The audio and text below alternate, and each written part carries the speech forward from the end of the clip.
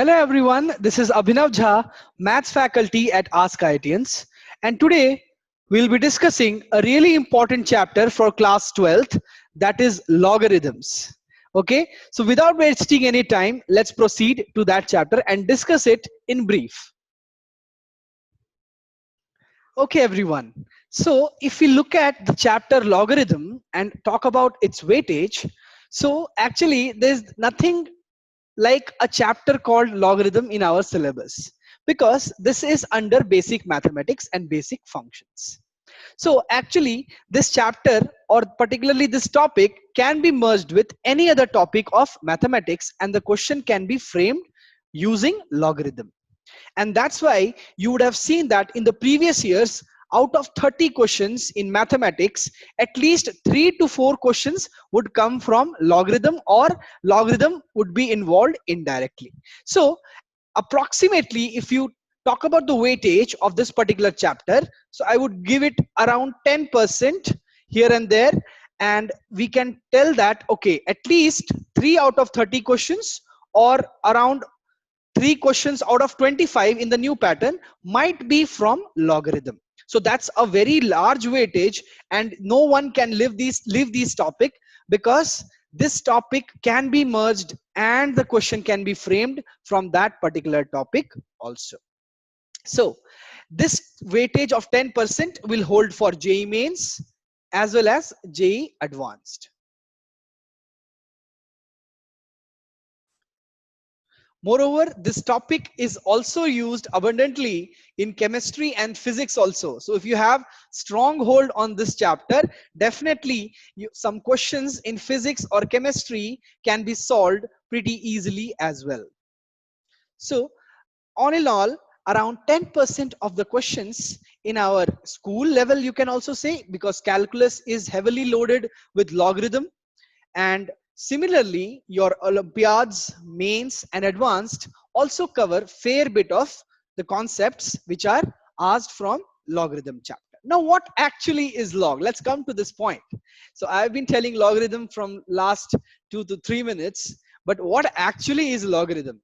So just like subtraction is inverse of addition, division is inverse of multiplication, square root is inverse of square function. Similarly, logarithm is nothing but inverse of exponential function. Okay. So if I have got, let's suppose y is equals to e power x. So I can say that x will be equals to log to the base e y and vice versa. If this is true, this equation becomes true, and if this equation is true, so this will be definitely true. So as you can see that if I have got log base e power x, if I want to reach the first equation, so I need to take the left hand side, that is the LHS, in the power of e. Okay, yes or no? So what will happen is, again we can say that from here y is equals to e power x, and that's how logarithmic and exponential functions are related. So if I take an example like y is equals to log base ax, so that would mean that our x is equals to a to the power x. But this a can be any real number for the time being. Okay. Now, what is this e? E holds the value of 2.717, and y is equals to log base ex is also called as ln x, which means natural log. Okay.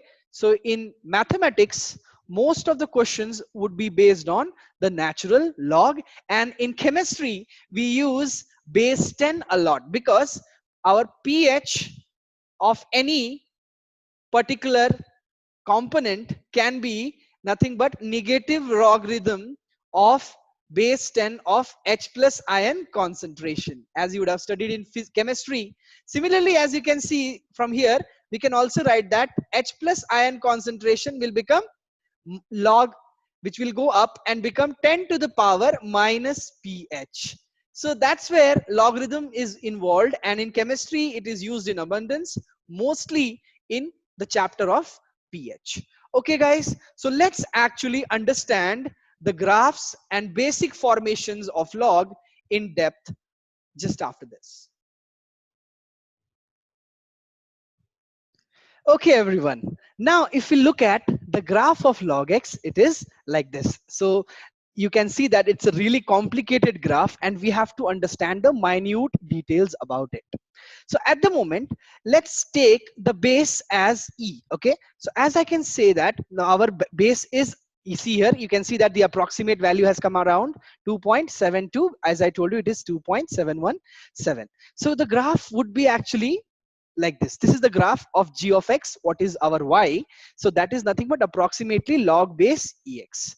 So as you can see over here, the value of the logarithmic value is nothing but 0 at x is equals to 1. So how is this happening? Let's try to understand. So if I just put x as 1, so what will happen? So my log base e of 1 will be, let's suppose, y. At the moment, I don't know the value of y and I am trying to get the value of y. So what will happen? This 1 will come here in the LHS and this will go e power y. Now you guys tell me what should be the value of y so that the LHS becomes 1. So everyone can say that the y has to be 0, isn't it? So therefore log 1 is 0. That's pretty easy to understand that why that particular thing is coming as 0. Therefore 1 comma 0 is a point where the logarithmic function cuts the x-axis. Now let's discuss something else. Let's try to find out log 0. So that's how we plot the graphs, by getting few points on the function. So if I put x is equals to 0 and I'll take this as y, so I'll get 0 is equals to e power y. Now I'll wonder that y cannot be anything. For that matter, it cannot be minus infinity also, because if my y becomes minus infinity, so what will happen? E power minus infinity would be like 1 by e power infinity, which is 1 by infinity, which is 1 by a huge number, which actually tends towards 0, but it's not exactly 0. So actually you cannot give any y that will make your function x as 0. Okay, so therefore log 0 is not defined, and you can very well see in the graph over here that if you just look at the graph and try to, let's zoom over here. So if you are trying to zoom and try to, let's suppose, see this particular value. So guys, as we can see over here, as soon as I am zooming, so I can see that it is never touching the y-axis. This graph is never touching the y-axis, and we can very well see that, okay, the graph will never cut the y-axis, and therefore at x is equals to 0, there will be no x that will be satisfying. So that's why log 0 becomes not defined, and therefore we can say that our domain cannot be negative and 0. As you can say that any exponential value cannot be negative, so we cannot have any logarithmic input as negative.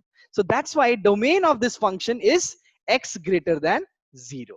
Okay, now if you try to see the value at x is equals to infinity, so if I put x as infinity and I put y here, so I'll get infinity equals to e power y. E is nothing but 2.717, so that's a number greater than 1.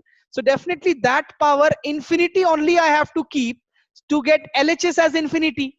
So therefore log infinity, as you can see in your screen, is nothing but infinity. The graph goes on and on and on, and it will reach at the point at infinity. And that's why, everyone, we can say that log of infinity will be infinity.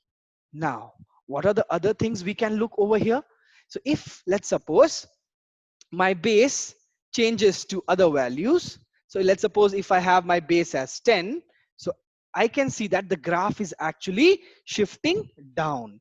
The graph goes down, and that's why we can say that using the base changing property, as we all know that log base a by ab can be written as log base c of b divided by log base c of a. So as the value of base is greater than 1, so if you can take that value is greater than 1, so definitely you can see that this will be a number which is more than 1. So you're dividing, as your base is increasing, your y coordinate is decreasing. And if you decrease your base to, let's suppose, if you're taking a base which is less than 1, let's take 0.5. So you can see that we are getting negative values as well, because you know that log input, if that is from 0 to 1, so your output will be negative. And that's why that will make the whole graph decreasing in that scenario. So if your a is greater than 1, the graph is increasing, and if your a is less than 1, the graph decreases. And at x is equals to 0.0001, you will get infinity in this scenario, whereas you're getting minus infinity when x is very, very near to 0 and positive. So that's how we can understand the graph, guys, and that is really important in order to solve question in logarithms. So guys, let's meet until you join Ask IITians. Till then, everyone, take care. Thank you.